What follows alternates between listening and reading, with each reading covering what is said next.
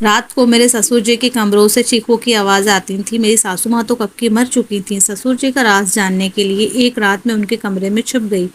پھر میں نے وہاں جو کچھ بھی دیکھا اسے دیکھ کر میرے پیروں تلے زمین نکل گئی، کیونکہ میرے سسر جی تو وہاں جب میں پہلی بار وہاں دل دہلانے والی چیخوں کی آواز سنی تو میں پوری طرح گھبرا گئی تھی۔ میں گہری نیند سے ہڑبڑا کر اٹھ بیٹھی اور چیخنے چلانے کی آواز پوری حویلی میں گونج رہی تھی۔ اس سمے چاروں اور سناٹا تھا۔ میرے کمرے میں بہت اندھیرا تھا۔ میں نے ہاتھ ٹٹولتے ہوئے سائیڈ لیمپ آن کیا۔ میں نے گھڑی کی طرف دیکھا تو رات کے 1 بج رہا تھا اور چیخ پکار کی آواز گونج رہی تھی۔ میں حیران تھی کہ میرے بغل میں لیٹے میرے پتی پارتھ ابھی بھی گہری نیند میں سوئے ہوئے تھے۔ اتنے شور میں انہیں نیند کیسے آ سکتی تھی؟ کل ہی تو پارتھ کی میں دلہن بن کر اس گھر میں آئی تھی۔ میری شادی بڑی دھوم دھام سے پارتھ سے ہوئی تھی۔ میں بہت امیر خاندان کی بہو بنی تھی۔ میں بھی ایک امیر خاندان سے ہی تھی۔ میرے سسر جی بہت دیکھ ریکھ والے انسان تھے۔ ان کے ویوہار کو اچھی طرح جانتی تھی۔ میں نے پارتھ سے لو میرج کی تھی۔ ہم ایک دوسرے کو کالج سے ہی جانتے تھے۔ پھر ہم وہاں ایک دوسرے کے پیار کرنے لگے، پتہ ہی نہیں چلا۔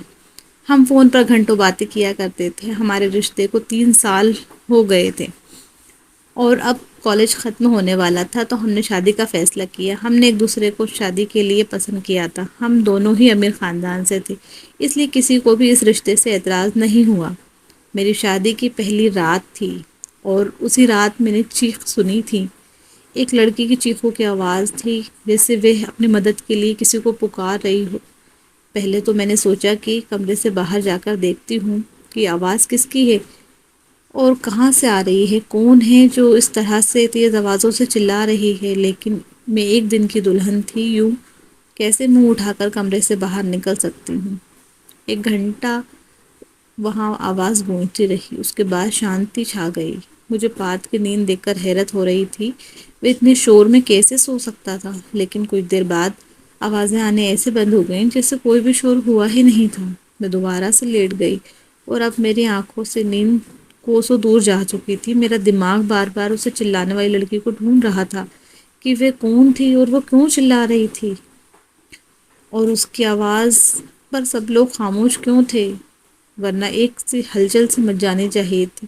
پھر مجھے کچھ ڈر سا محسوس ہونے لگا، کیونکہ جہاں یہ حویلی بنی ہوئی تھی وہاں آس پاس کیول جنگل ہی تھا۔ گاؤں تو 4-5 کلومیٹر دور تھا۔ میں کچھ دنوں کے لیے گاؤں آئی تھی کیونکہ مجھے تو شہر میں ہی رہنا تھا۔ شادی سے پہلے میری یہی بات ہوئی تھی، اور شہر بھی ان لوگوں کا بنگلہ تھا، بہت ہی خوبصورت بنا ہوا تھا، اور حویلی تو اتنی بڑی تھی کہ نہ جانے کتنے کمرے بنے ہوئے تھے۔ یہاں کا باغیچہ بہت بڑا بنا ہوا تھا۔ مجھے تو اس حویلی میں گھستے ہی کسی محل جیسا نظر آنے لگا تھا۔ میں نے بس تھوڑی سی نظر ڈالی تھی، لیکن یہاں کی امیری دیکھ کر میری آنکھیں چوندھیا گئی تھیں۔ میرا کمرہ پھولوں اور کینڈل سے سجایا گیا تھا۔ میں خود پر جتنا بھی غرور کرتی اتنا ہی کم تھا۔ ہم دونوں کو دیکھ کر سب لوگ دیا باتی کی جوڑی کہتے تھے، مگر آج کی رات جو کچھ بھی میں نے سنا، میرے دماغ نے کام کرنا بند کر دیا تھا۔ نہ جانے کب سوچتے سوچتے میں پھر سے نیند کی وادیوں میں کھو چکی تھی۔ صبح پارتھ پیاری سی مسکان لیے مجھے جگا رہے تھے۔ اٹھو میڈم جی، یہ ممبئی نہیں ہے جو آرام سے چادر تان کر سو رہی ہو۔ میں نے دھیرے سے آنکھیں کھولی تو وہی اٹھ چکا تھا۔ پارتھ بستر سے اٹھ کر اپنے کپڑے نکال رہا تھا۔ مجھے کہنے لگا کہ تمہارا سامان ڈریسنگ روم میں ہے، وہی پہننا ہے۔ وہ مجھ سے کہہ کر واش روم چلا گیا۔ میں آرام سے اٹھ کر بیٹھ گئی۔ پہلے تو مجھے ایسا لگا کہ رات والی بات شاید میرا کوئی وہم تھا۔ میں وہی بات سوچتے سوچتے ڈریسنگ روم میں چلی گئی۔ اتنا بھاری بھرکم خوبصورت لہنگا دیکھ کر میری آنکھیں پھٹی رہ گئیں۔ میں نے فریش ہونے کے بعد بہت ہی مشکل سے اس لہنگے کو پہنا تھا۔ پارتھ کمرے سے جا چکا تھا۔ کچھ لڑکیاں مجھ سے پوچھ کر میرے کمرے میں آئیں اور مجھے جیولری پہنانے اور تیار کرنے لگیں۔ جب میں سج دھج کر کمرے سے باہر آئی تو میرے سسر جی سامنے کرسی پر بیٹھے تھے۔ انہوں نے مجھے دیکھا اور مسکرانے لگے، پھر میرے پاس آئے اور مجھ پر کئی ہزار کے نوٹوں کی بارش کر کے میرا سواگت کیا۔ پھر مجھے باہر لے گئے جہاں گاؤں کی عورتیں مجھے دیکھنے کے لیے میرا انتظار کر رہی تھیں۔ گرمی اور دھوپ میں نہ جانے کب سے وہ میری ایک جھلک دیکھنے کے لیے بیٹھی ہوئی تھیں۔ میرے سسر جی کہنے لگے، یہ ہمارے گھر کی نئی مالکن ہے، پارتھ کی بیوی۔ سبھی عورتیں مجھے نمستے کرنے لگیں۔ میں تھوڑی دیر سے وہاں زیادہ نہیں رک پائی، تیز دھوپ نے میری حالت جلدی خراب کر دی تھی۔ جلدی جلدی میں اندر چلی گئی اور اپنے کمرے میں اے سی آن کر کے بیٹھ گئی۔ پورا دن لگاتار لوگوں کا آنا جانا رہا، پارتھ سے ملاقات بس رات کو ہی ہوئی، ورنہ وہ پورا دن مردوں کے ساتھ ہی رہے تھے۔ گاؤں کے کچھ اور ہی رسم و رواج ہوتے ہیں، پتی پتنی آپس میں کم وقت اور دوسروں کے ساتھ زیادہ وقت گزارتے ہیں، اور یہی میرے ساتھ بھی ہوا تھا۔ رات تک میں تھکان سے چور ہو چکی تھی، اس لیے لیٹتے ہی مجھے نیند آ گئی، اور پارتھ مجھ سے کہنے لگا کہ گاؤں کا ماحول سے تم پریشان ہو گئی ہو۔ وہ مجھے پیار سے دیکھنے لگے، پھر میں نے آنکھیں کھولی اور تھوڑا سا مسکرا دی۔ میں نے کہا صرف بس جلدی سے ممبئی واپس جانے کا سوچو، مجھے ایسے ماحول کی عادت نہیں ہے۔ میری بات پر نہ جانے کے پارتھ کی مسکراہٹ غائب ہو گئی تھی، پھر وہ بیڈ پر ٹیک لگا کر بیٹھ گیا، کہنے لگا ابھی تو ایسا ممکن نہیں ہے لیکن میں کوشش کروں گا۔ میں نے نیند میں ہوتے ہوئے بھی پوری آنکھیں کھول کر اسے گھورنے لگی۔ میں نے کہا پارتھ، میں گاؤں میں 4 دن سے زیادہ نہیں رہ سکتی، تم یہ بات اچھی طرح سے جانتے ہو۔ مجھے گھٹن ہوتی ہے، یہاں کے پہناوے اور رہن سہن سے عجیب سی گھٹن کا ماحول ہے یہاں کا، نہیں رہ سکتی میں یہاں۔ میری بات سن کر وہ کسی گہری سوچ میں چلا گیا۔ میں نیند میں چور تھی اس لیے سو گئی۔ رات کو پھر سے میری آنکھ اسی چیخوں سے کھلی، بے ایک لڑکی کی چیخوں کی پکار، اپنے بچاؤ کے لیے مدد مانگتی ہوئی میں ترنت اٹھ بیٹھی اور پارتھ کو بھی جگا دیا۔ میں نے پارتھ سے کہا کہ مجھے کسی کے چلانے کی آوازیں آ رہی ہیں۔ میری بات پر پارتھ نے نظر چاروں اور گھمائی، کہنے لگا کسی آواز؟ مجھے یہاں کوئی آواز نہیں آ رہی ہے۔ میں اس کی بات سن کر حیرت میں رہ گئی، یہ کیسے ممکن ہے؟ مجھے تو کسی لڑکی کے چلانے کی آواز آ رہی تھی لیکن پارتھ کو نہیں آ رہی تھی۔ میں نے حیرت سے پارتھ کی اور دیکھا، میں نے کہا کہ یہ لڑکی کی آواز تمہیں سنائی نہیں دے رہی ہے؟ وہ کہنے لگا نہیں، مجھے کوئی بھی آواز سنائی نہیں دے رہی ہے، مجھے نیند آ رہی ہے، مجھے پریشان مت کرو۔ یہ کہہ کر وہ پھر سے سو گیا تھا اور میرا ڈر کے مارے برا حال ہو چکا تھا۔ یہ آوازیں صرف مجھے سنائی دے رہی تھیں، اس کا مطلب کوئی بھوت پریت، یہ سوچ کر میں کانپنے لگی تھی۔ ڈر کی وجہ سے میں پارتھ سے چپک کر لیٹ گئی، میرا دل زور زور سے دھڑک رہا تھا۔ اب تو مجھے اس حویلی میں ایک دن بھی نہیں رکنا تھا۔ مجھے تو بھوتوں سے بہت زیادہ ڈر لگتا تھا۔ اگلی ہی صبح میں نے پارتھ سے ممبئی چلنے کے لیے کہنا شروع کر دیا۔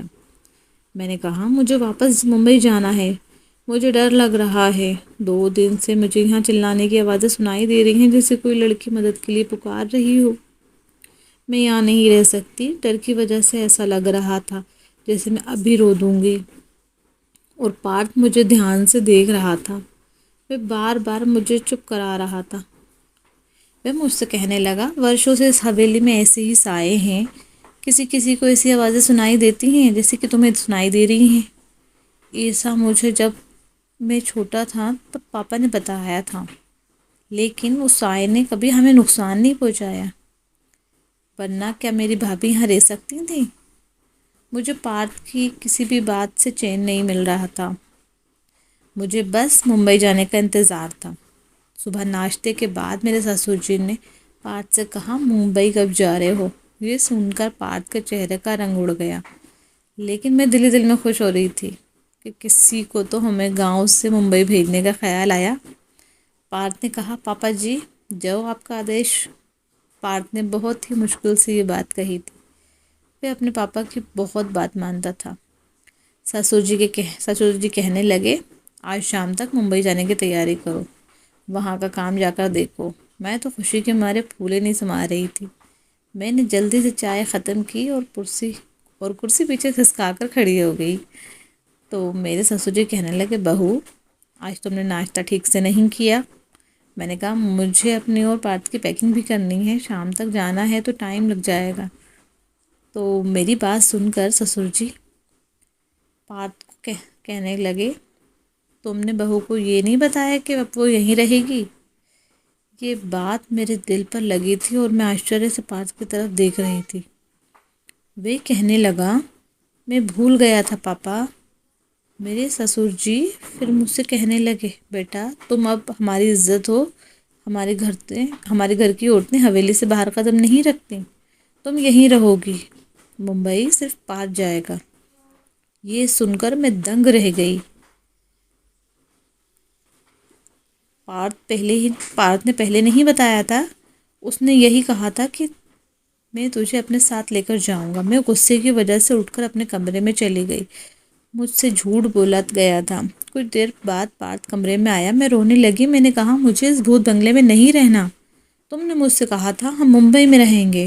تم اپنے پاپا سے جا کر بتا دو۔ میری یہ بات سن کر وہ میرے پاس آ کر بیٹھ گیا اور بہت پیار سے بولا میں تمہیں ابھی ممبئی نہیں لے جا سکتا ہوں، بس کچھ مہینے تک یہاں رہ لو، ویسے ہی جیسے یہاں کی عورتیں رہتی ہیں، پھر میں تمہیں ممبئی لے جاؤں گا۔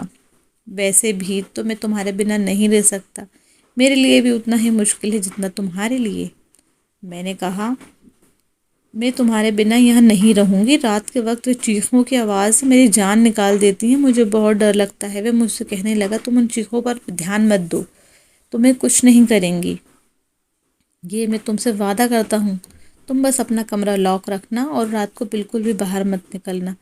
پارتھ کی بات نے تو مجھے بہت زیادہ ڈرا ہی دیا تھا۔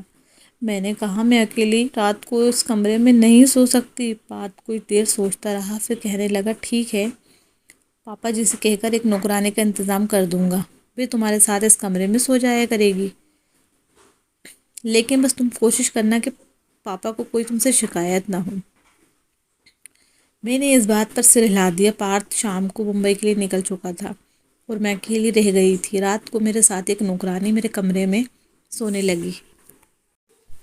وہ زمین پر اپنا بستر لگاتی تھی اور لیٹ جاتی تھی، اور رات کو جب چیخوں کی آوازیں آتی تو میری آنکھیں کھل جاتی۔ میں نے محسوس کیا جس وقت چیخوں کی آوازیں آتی تھیں تو وہ نوکرانی بھی کروٹ بدلتی رہتی تھی۔ مجھے یہ شک ہونے لگا تھا کہ نوکرانی بھی ان آوازوں کو سن سکتی ہے۔ کئی بار میں نے اس نوکرانی سے چیخوں کی پوچھا تو وہ گھبرانے لگی تھی اور وہ ڈر جاتی تھی، پھر نہ میں بستر سر ہلانے لگتی تھی اور کہنے لگتی میں نے سے کوئی آواز نہیں سنی۔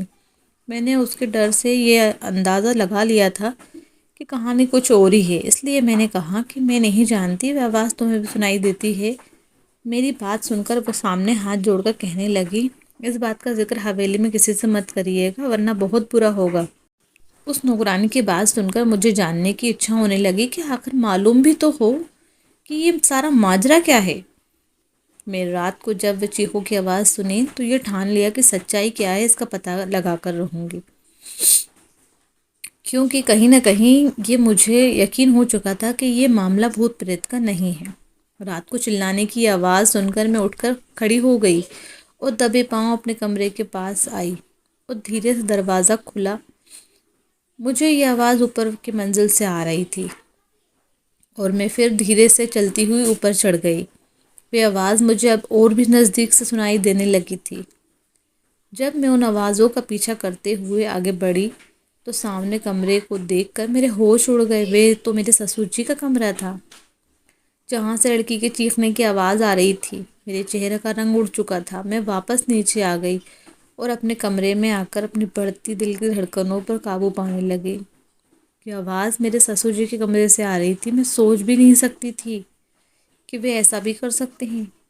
ان کی بیوی بھی زندہ نہیں ہے اور نہ ہی ان کی دوسری شادی کی تھی۔ دنیا کے سامنے وہ اتنے مہان بنتے پھرتے تھے۔ پھر وہ آوازیں میں خود سے بات کرنے لگی۔ میرے دل میں ان کی بہت عزت تھی۔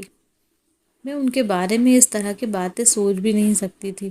میری آنکھوں سے آنسو بہنے لگے۔ میں اپنے بیڈ پر بیٹھ کر رونے لگی۔ میرے سسر جی اور عورتوں کے ساتھ ایسا کیسے ہو سکتا ہے؟ گاؤں والے تو ان کی بہت عزت کرتے ہیں۔ پھر یہ سب کیا تھا؟ یہ ان کا کون سا روپ تھا جو آج میں نے اپنی آنکھوں سے دیکھا؟ میری پوری رات جاگتے ہوئے نکالی تھی، اور کیونکہ میں ان کے بارے میں ایسا سوچ بھی نہیں سکتی تھی۔ صبح ناشتے پر وہ اسی طرح بیٹھے تھے، میری آنکھوں دیکھ کر چائے پیتے ہوئے کہنے لگے پارتھ نے فون پر بات نہیں کی میری بہو سے؟ بہو نے رو رو کے آنکھوں سجا لیں۔ ان کی بات پر میں کوئی جواب نہیں دیا۔ وہ خود ہی مسکرانے لگے، پھر بولے کہ پارتھ وہاں بہت بزی ہے اس لیے فون نہیں کر پایا۔ میں نے ان کی باتوں کا کوئی جواب نہیں دیا۔ آج تو ان کی شکل دیکھنے کا بھی جی نہیں کر رہا تھا۔ کیسا انسان تھا! دن میں نیک رحم دل بنا رہتا تھا اور رات کو یہ سوچ کر میرا شریر کانپنے لگتا تھا۔ میں سوچ چکی تھی کہ اب ان کا پردہ فاش کر کے ہی رہوں گی، لیکن میں نہیں جانتی تھی کہ میں اپنے لیے کتنی بڑی مصیبت کھڑی کرنے جا رہی ہوں۔ رات کو جب دوبارہ وہی آوازیں سنی تو میں پھر اسی کمرے کے باہر چلی گئی۔ دروازے کی ہول سے دیکھنے لگی۔ وہ ایک 13 سال کی لڑکی تھی، گاؤں کی لگ رہی تھی۔ اس کے چہرے سے اس کا درد صاف پتہ چل رہا تھا۔ وہ اپنی عزت کی بھیک مانگ رہی تھی، چیخ رہی تھی، چلا رہی تھی، لیکن میرے سسر جی نے بڑی بے دردی سے اس کا دوپٹہ اتار پھینک دیا۔ میں اس سے زیادہ نہیں دیکھ سکتی تھی۔ میں واپس پلٹ کر آ گئی۔ کیسے بھی کر کے میں وہ رات کاٹی تھی۔ صبح ہوتے ہی میں نے پارتھ کو فون کیا۔ میں نے کہا، تم نے مجھ سے اتنا بڑا جھوٹ بولا۔ تم نے کہا حویلی میں آتمائیں ہیں، جبکہ ایسا کچھ نہیں ہے۔ وہ چیخیں گاؤں کی معصوم لڑکیوں کی ہیں جو تمہارے پاپا کے کمرے سے آتی ہیں اور وہ ان کو اپنا ہوس کا نشانہ بناتے ہیں۔ میرے منہ میں جو جو باتیں آتی رہیں میں نے پارتھ سے کہہ دیا۔ میری بات سن کر وہ بھی صدمے میں آ گیا اور کہنے لگا کہ مجھے نہیں پتا تھا۔ میرا باپ ہمیشہ مجھے حویلی سے اس لیے باہر رکھتا تھا اور مجھ سے پوروجوں کی آتما بتاتے تھے کہ اپنی کالی کرتوت دنیا سے اور مجھ سے چھپا سکیں۔ میں واپس آ رہا ہوں، جب تک میں نہ آؤں تب تک تم دروازے کو بند رکھنا، کہیں وہ لوگ تمہیں کوئی نقصان نہ پہنچا دیں۔ میں پارتھ کی یہ بات سن کر فون کاٹ دیا، اور میں غلط ہوتے ہوئے کیسے دیکھ سکتی تھی؟ مجھے بس ایک ثبوت چاہیے تھا، کیونکہ یہاں ایسا کوئی نہیں تھا جو منوہر یعنی میرے سسر کے خلاف ایک لفظ بھی بولتا۔ لیکن میں نے رات ہونے سے پہلے ہی بیماری کا بہانہ بنایا اور اپنا کمرہ لاک کر کے اپنے کمرے میں بند ہو گئی۔ میں جانتی تھی کہ منوہر کب اوپر جاتا ہے، اس لیے میں اپنی پچھلی کھڑکی سے باہر نکلی اور پائپ لائن کے سہارے سے اوپر پہنچ گئی۔ منوہر کے کمرے میں باہر کی کھڑکی کھلی ہوئی تھی۔ میں اس کھڑکی کے ذریعے اس کے کمرے میں پہنچ گئی۔ اس کمرے کو کسی دلہن کی طرح سجایا گیا تھا۔ میں اسی کھڑکی کے پاس ایک کونے میں چھپ گئی۔ رات کا 3 بج رہا تھا۔ منوہر اس کمرے میں آیا اور سامنے صوفے پہ بیٹھ گیا۔ کچھ دیر بعد نوکر شراب کی بوتل لے کر آیا اور سامنے ٹیبل پر رکھ دیا۔ میں نے اپنے موبائل کا کیمرہ آن کر دیا۔ کچھ دیر بعد 12 سال کی ایک معصوم سی لڑکی اس کمرے میں آئی۔ وہ چلا رہی تھی، بار بار کہہ رہی تھی اسے گھر والوں کے پاس جانا ہے۔ وہ نوکر اس لڑکی کو کمرے میں اندر دھکیل دیا اور کمرہ بند کر کے چلا گیا۔ منوہر ایک دم آرام سے صوفے پر بیٹھا اس لڑکی کی بے بسی کا تماشا دیکھ رہا تھا۔ وہ لڑکی بہت زیادہ رو رہی تھی۔ وہ دروازہ پیٹ رہی تھی، اپنے بچاؤ کے لیے مدد مانگ رہی تھی، جس کی چیخ پکار کی آواز حویلی کی بے جان دیواروں میں گونج رہی تھی۔ وہاں کے لوگ اس ظلم پر بالکل خاموش تھے۔ وہ لڑکی جب دروازہ بجا بجا کر تھک گئی تو منوہر کے پاس آ کر ہاتھ جوڑنے لگی۔ منوہر صاحب، مجھے چھوڑ دو، مجھے جانے دو۔ میں آپ کی بیٹی کی عمر کی ہوں صاحب، مجھے چھوڑ دو، مجھے جانے دو۔ میں تمہاری بیٹی کی عمر کی ہوں، مجھ پر ترس کھاؤ۔ اس کی بات سن کر میرے سسر غصے سے اٹھا اور اس لڑکی کا بال اس کو کہنے لگا، نیچ جات کی لڑکی، تیری اتنی ہمت، تو ہمارے سامنے زبان چلائے، رک تو ابھی۔ یہ کہہ کر اس نے اس لڑکی کو بڑی زور سے زمین پر پٹکا تھا اور اس کی گردن پر اپنے پیر سے مارنے لگا، اور وہ لڑکی درد سے چیخنے لگی، اور یہ سب میں نہیں دیکھ پا رہی تھی۔ نہ جانے میں نے خود کو کیسے قابو کیا اور وہاں کھڑے ہو کر سب دیکھ رہی تھی۔ پھر اس آدمی نے اس لڑکی کو پکڑ کر بستر پر پٹکا اور اپنا سگریٹ جلا کر جیسے ہی اس لڑکی کے چہرے پہ لگایا، اس لڑکی کے چیخنے کے ساتھ ہی میری بھی چیخ نکل گئی۔ منوہر ترنت ہی وہاں سے پیچھے ہٹا اور میری چیخ سن کر وہ سمجھ گیا کہ کمرے میں اس سمے کوئی اور بھی ہے۔ اس سے پہلے کہ وہ مجھے ڈھونڈتا میں اس کھڑکی سے باہر نکل چکی تھی، اور لیکن شاید وہ مجھے دیکھ چکا تھا۔ میں کوئی پروفیشنل جاسوس تو تھی نہیں، ایک عام سی لڑکی تھی۔ جس راستے میں آئی تھی اسی راستے سے میں نیچے اتر گئی، لیکن اپنے کمرے میں جانے کے بجائے میں حویلی کے پیچھے چلی گئی۔ میں وہیں جا کر چھپ گئی۔ پوری حویلی میں ہلچل سی محسوس ہو رہی تھی، بہت سے قدموں کی آواز سنائی دے رہی تھی۔ میں نے گھنی جھاڑی میں چھپ گئی تھی اور بہت سے نوکر ٹارچ جلا کر مجھے ڈھونڈ رہے تھے، تو میں نے سانس لینا ہی بھول گئی تھی۔ مجھے ڈر تھا کہ کہیں میں پکڑی جاؤں گی۔ کچھ دیر بعد وہ نوکر وہاں سے چلے گئے۔ اس کو جاتے ہی میں نے سکون کی سانس لی۔ ایک پیڑ پر چڑھنے لگی جو اس حویلی کی دیوار سے سٹا ہوا تھا۔ اس پیڑ پر چڑھ کر میں نے دیوار کی دوسری طرف دیکھا تو ایک گھنا جنگل تھا، وہاں کود گئی۔ میں نہیں جانتی تھی کہ میں اس جنگل کو پار کرنے کے بعد کہاں پہنچوں گی، لیکن میں لگاتار بھاگتی رہی، صبح تک بھاگتی رہی۔ جیسے ہی ہلکی ہلکی روشنی ہوئی میں سڑک پر پہنچ چکی تھی۔ اسی وقت ایک بس ممبئی سے وہاں آ کر رکی۔ میں اس بس کی کھڑکی پر پارتھ کو بیٹھے ہوئے دیکھا۔ میں چلاتے ہوئے پارتھ کو آواز دی۔ پارتھ نے جیسے ہی میری آواز سنی وہ بھاگ کر بس سے نیچے اترا اور مجھے گلے سے لگا لیا اور مجھ سے پوچھنے لگا کیا ہوا تمہیں اس طرح؟ میرے باپ نے تمہارے ساتھ کچھ کیا تو نہیں نا؟ میں نے کہا نہیں، میں ٹھیک ہوں، پر تمہارے باپ کے خلاف میرے پاس بہت ثبوت ہیں۔ ہم دونوں ممبئی واپس آ گئے اور وہاں پہنچتے ہی میں نے وہ ویڈیو پولیس کو دکھا دی۔ میری وجہ سے اس گاؤں میں اس گھنونے کھیل کا قصہ ختم ہوا اور منوہر کے ساتھ اس کے نوکروں کو بھی جیل ہو گئی۔ وہاں بے لوگ گاؤں کی کم عمر لڑکیوں کے ساتھ غلط کر کے دوسری جگہ پہ بھیجتے تھے اور کچھ کو مار دیتے تھے۔ اور اب میں میرے پتی کے ساتھ ممبئی میں ہی رہتی تھی۔ اب ہماری شادی کو 7 سال ہو چکے تھے اور ہمارے ایک پیاری سی بیٹی ہے۔ میں اس چھوٹی سی دنیا میں بہت خوش ہوں، لیکن اس دن کے بعد ہم کبھی بھی اس حویلی واپس نہیں گئے جہاں ان معصوم لڑکیوں کے ساتھ غلط ہوا تھا، لیکن میں خوش تھی کہ میری وجہ سے بہت سی لڑکیوں کی جان بچ گئی۔